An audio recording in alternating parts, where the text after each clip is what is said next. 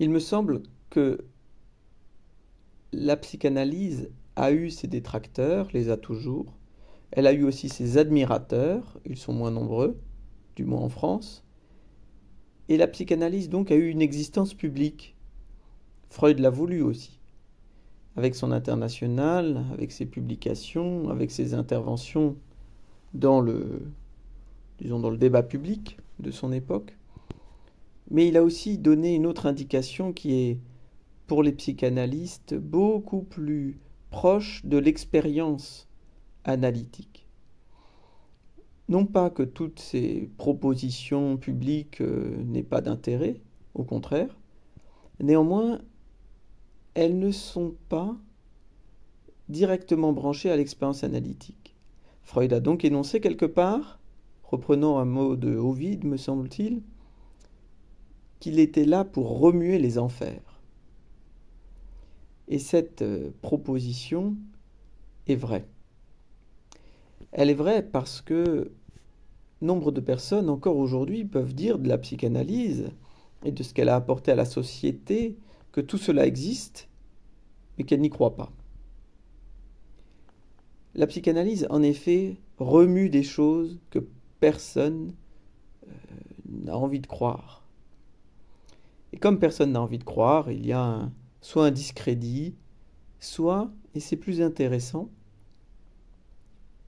une acceptation qui est une acceptation dans un espace particulier de la personne qui accepte.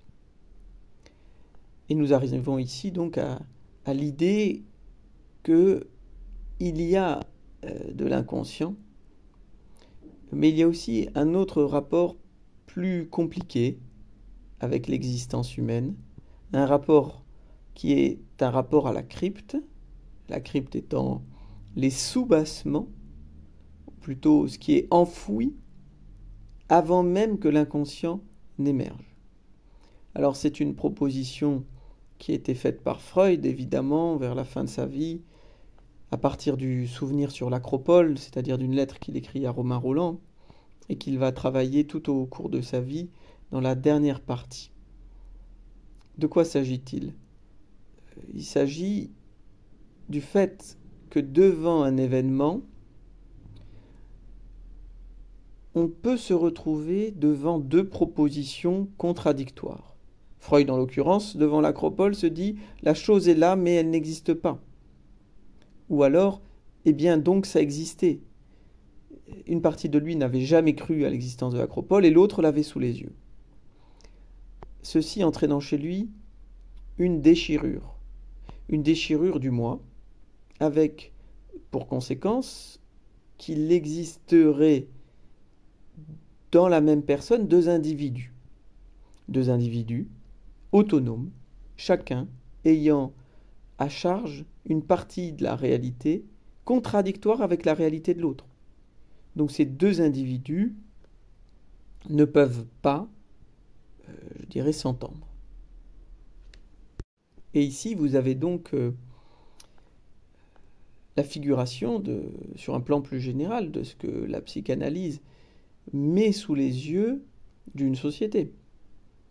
En quoi, bien sûr, c'est inintégrable, parce que elle met sous les yeux le fait, c'est ce que Freud a appelé une blessure narcissique à l'humanité, la troisième selon lui, que l'homme n'est pas le maître en sa demeure, que quelque chose de très important lui échappe, c'est l'inconscient. Mais il y a sous l'inconscient une autre crypte, parce que il y a sous l'inconscient un domaine enfoui qui est incroyable. Alors il est incroyable parce que je pense que même les psychanalystes qui s'y confrontent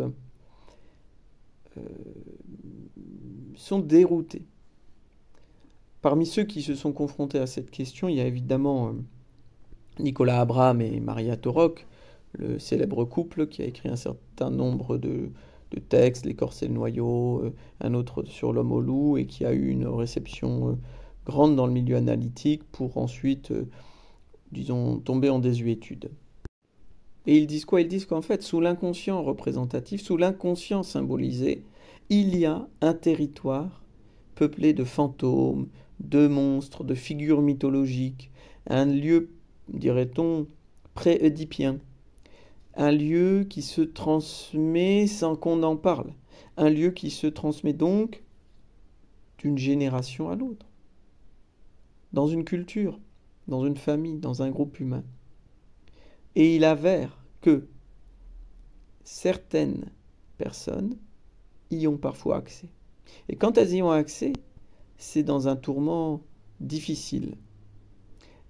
Ils sont face à quelque chose d'à la fois, comme Freud sur l'acropole, d'extrêmement familier, comme si ça appartenait au fond de l'être, qui est le leur, et en même temps de totalement étranger. Ce qui apparaît là, dans la déchirure qui est la leur, ils ne peuvent en général pas savoir ce qu'ils ont à en faire. Prenons un exemple. Une fille va rêver au cours d'une nuit d'un événement qui s'est déroulé sans qu'on ne lui ait jamais parlé de cet événement, qui est d'ailleurs oublié dans une famille. Elle va rêver d'un événement qui s'est passé autrefois pour quelqu'un de sa famille. Ce rêve est à la fois pour elle une révélation, mais une révélation qui ne lui est pas supportable. Elle a accès à ce que certains appellent la crypte sous l'inconscient. Ces phénomènes rares d'accès à cette préhistoire de l'inconscient, à cette préhistoire humaine, se distinguent parfois dans certains délires de personnes psychotiques qui semblent délirer, je l'ai entendu, parfois à partir de cet espace-là. De cet espace où le symbolique s'est retranché, c'est-à-dire qu'il n'est plus présent, il a été retranché de cet espace-là. On a une vision presque romantique d'un monde fondateur qui est en ruine, en jachère, car oublié, car non travaillé, et pourtant qui continue d'être là. On voit à quel point cet espace, ce lieu des lieux, ce lieu non reconnu, est un affront fait au moi. Parce que le moi, lui, constitue qu'il est la demeure essentielle de l'homme, et qu'il n'a pas comme en deçà de ses soubassements un univers peuplé de fantômes. Je dis peuplé de fantômes parce que de nombreuses traditions, religieuses celles-ci, je pense au Dibouk par exemple, vont ramener cet espace dans le champ représentatif en tentant de nommer ce qui s'y passe pour un sujet. Alors souvent on appelle ça des possessions. Voilà, on dit qu'il y a un esprit qui possède un individu, etc. C'est l'esprit d'un ancêtre ou quelque chose comme ça. Oui, c'est une manière de tenter de circonscrire les choses et d'essayer de trouver un remède. Eux, si j'ai bien compris, essayent d'éloigner le mauvais esprit qui s'est emparé de la personne.